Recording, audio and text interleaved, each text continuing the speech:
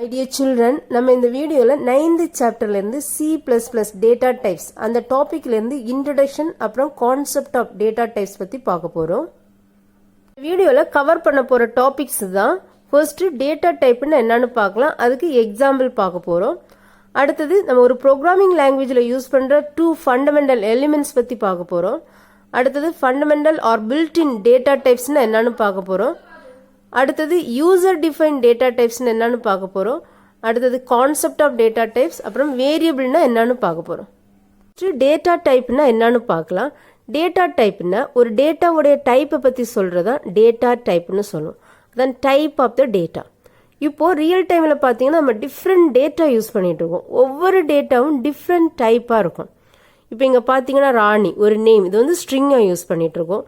அதுக்கப்புறம் ஒரு number, whole number, இது வந்து இன்டீஜர் டைப் ஆஃப் டேட்டா. அதுக்கப்புறம் ஒரு கேரக்டர் டைப் ஆஃப் டேட்டா கொடுத்துருக்கோம். சிங்கிள் கோட்ஸ்ல சிங்கிள் கேரக்டர் கொடுத்தா கேரக்டர் டைப். அதுக்கப்புறம் ஃப்ளோட்டிங் பாயிண்ட் டேட்டா, இங்கே டெசிமல் பாயிண்ட் யூஸ் பண்ணியிருக்கோம். ஸோ இதே மாதிரி டிஃப்ரெண்ட் டைப்ஸ் ஆஃப் டேட்டா நம்ம ரியல் டைம்ல யூஸ் பண்ணிட்டு இருக்கோம். ஸோ இந்த டேட்டாவுடைய டைப்பை பத்தி சொல்றதா இந்த டேட்டா டைப். இன்ட்ரடக்ஷன் பார்க்கலாம். இப்போ ஒவ்வொரு ப்ரோக்ராமிங் லாங்குவேஜ்லையும் பார்த்தீங்கன்னா 2 ஃபண்டமெண்டல் எலிமெண்ட்ஸ் இருக்கும். அந்த 2 fundamental elements தான் data types and variables. Then 2 fundamental elements of programming language. Then every programming language has 2 fundamental elements with data types and variables. Next, predefined data types na என்னன்னு பார்க்கலாம். இப்போ இந்த predefined data types தான் fundamental data types இல்லனா built-in data types னு சொல்லுவோம்.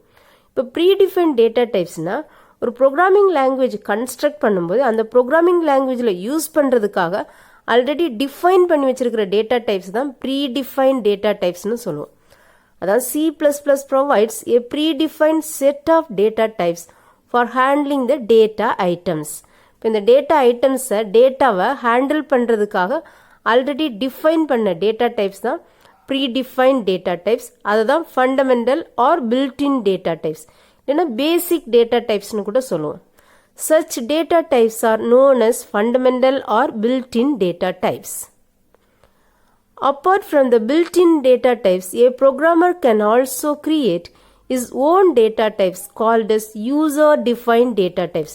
இப்போ இந்த built-in data types தவிர இது வந்து ஆல்ரெடி டிஃபைன் பண்ணி வச்சிருக்கிற டேட்டா டைப்ஸ், அதான் ப்ரீடிஃபைன் டேட்டா டைப்ஸ்னு சொல்லுவோம்.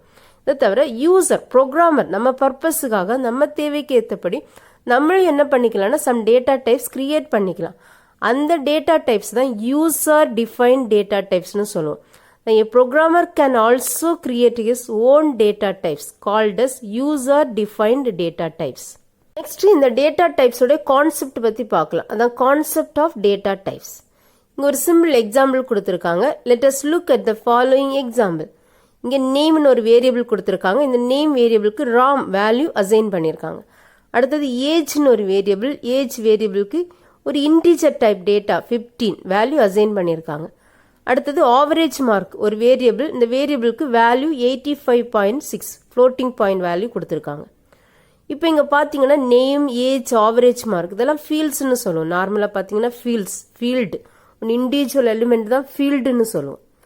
இந்த ராம் 15 85.6 இதெல்லாம் வேல்யூஸ்னு சொல்லுவோம், இந்த வேரியபிள்ஸோட வேல்யூஸ். ஸோ இந்த வேல்யூஸ் தான் ப்ரோக்ராமிங் லாங்குவேஜில் டேட்டான்னு சொல்லுவோம். அதான் இங்கே சொல்லியிருக்காங்க. இந்த above example name, age, average mark are the fields which hold the values such as Ram 15 and 85.6. இந்த நேம், ஏஜ், ஆவரேஜ் மார்க் இதெல்லாம் ஃபீல்ட்ஸ். இந்த ஃபீல்ட்ஸ் சம் வேல்யூஸை ஹோல்டு பண்ணி வச்சிருக்கு. இந்த நேம் ஃபீல்டு வந்து ராம் வேல்யூவை ஹோல்டு பண்ணி வச்சிருக்கு. ஏஜ் ஃபீல்டு 15 வேல்யூவை ஹோல்டு பண்ணி வச்சிருக்கு. ஆவரேஜ் மார்க் இது வந்து அனதர் ஃப்ளோட்டிங் பாயிண்ட் வேல்யூ 85.6 இந்த வேல்யூவை ஹோல்டு பண்ணி வச்சிருக்கு. நெக்ஸ்ட் இந்த programming language fields are referred as variables. இந்த ப்ரோக்ராமிங் லாங்குவேஜில் இந்த ஃபீல்ட்ஸ் தான் நம்ம வேரியபிள்ஸ்னு சொல்லுவோம். அண்ட் இந்த வேல்யூஸ் ராம் 15 85.6 இதெல்லாம் டேட்டான்னு சொல்லுவோம். And the values are referred to as data. Next point, each data item in the above example looks different. இப்போ இங்க பாத்தீங்கன்னா 3 different data items இருக்கு. 3 different types of data. So இங்க first one பாத்தீங்கன்னா sequence of alphabets இருக்கு. So இது ஒரு string. அடுத்தது ஒரு integer value கொடுத்திருக்கோம் 15. இது வந்து ஒரு whole number. அடுத்தது இது வந்து floating point number. இங்க decimal point இருக்கு. இதான் fractional numberன்னு சொல்லுவோம். That is, ROM is a sequence of alphabets and the other two data items are numbers. So, the first value is a whole number. இங்க first value 15. இங்க வந்து decimal point எதுவுமே இல்ல, ஒரு integer value இருக்கு. இதுதான் whole numberனு சொல்லுவோம். And the second one is a fractional number. இங்க second பாத்தீங்கன்னா decimal point ஓட இருக்கு. இதுதான் fractional numberனு சொல்லுவோம். In real world scenarios, there are lots of different kinds of data we handle in our day-to-day life. நம்மளோட day-to-day daily lifeல பாத்தீங்கன்னா different kinds of data, நிறைய different kinds of data handle பண்ணிட்டு இருக்கோம். The nature or type of the data item varies. இங்க பாத்தீங்கன்னா ஒவ்வொரு data ஐட்டத்தோட data type இல்லைன்னா அதோட நேச்சர் வந்து வேரி ஆகும். இங்க some examples கொடுத்திருக்காங்க. For example, distance from your home to school. உங்க வீட்டுக்கும் ஸ்கூலுக்குள்ள distance. அதுக்கப்புறம் டிக்கெட் ஃபேர், நம்ம வாங்குற டிக்கெட்டோட ரேட்டு, காஸ்ட் ஆஃப் த பென்னுடைய காஸ்ட், மார்க்ஸ், நம்ம வாங்குற மார்க்ஸ், டெம்பரேச்சர். இங்க ஒன்னொன்னும் டேட்டா டைப்ஸ் இல்லைன்னா அதோட நேச்சர் வந்து வேரி ஆகும். Next point, in C++ programming, before handling any data, it should be clearly specified to the language compiler regarding what kind of data it is, with some predefined set of data types. இப்போ C++ programming languageல நம்ம ஒரு program எழுதும்போ அந்த programல என்னெல்லாம் data use பண்ண போறோமோ அந்த dataவை first நம்ம என்ன பண்ணணும், clear-ஆ specify பண்ணணும். specify பண்ணும்போது அந்த dataவோட data type என்னது. இப்போ இங்க பாத்தீங்கன்னா predefined set of data typesனு சொல்லியிருக்காங்க. predefinedனு ஒண்ணுல ஆல்ரெடி டிஃபைன் பண்ணியிருக்கிற அந்த basic data types தான் predefined data typesனு சொல்றோம். இப்போ இங்க பாத்தீங்கன்னா இன்டிஜர், ஃப்ளோட், கேரக்டர், டபுள், இதெல்லாம் predefined set of data types. அந்த predefined set of data types ஓட clear-ஆ specify பண்ணணும்னு சொல்லியிருக்காங்க. Point, in order to understand the working of data types, we need to know about variables. First நம்ம variablesனா என்னன்னு தெரிஞ்சுக்கணும்னு சொல்லியிருக்காங்க. நம்ம இந்த variables பத்தி next topicல டீடைல்டா படிப்போம். இப்போ just what is variableனு பார்க்கலாம். The variables are the named memory locations to hold values to specific data types. இதுக்கு ஒரு சிம்பிள் எக்ஸாம்பிள் சொல்றேன். நம்ம யூஸ் பண்ற ஒவ்வொரு டேட்டாவும் some memory locationல போய் ஸ்டோர் ஆகும். அந்த மெமரி லொகேஷனோட நேம் தான் நம்மளுடைய வேரியபிள். இங்க பாத்தீங்கன்னா ஒரு சிம்பிள் எக்ஸாம்பிள் கொடுத்திருக்கேன். int a is equal to 2. a வந்து வேரியபிள் நேம், 2 வந்து வேல்யூ. 2 வேல்யூவை இந்த வேரியபிளுக்கு அசைன் பண்ணியிருக்கேன்.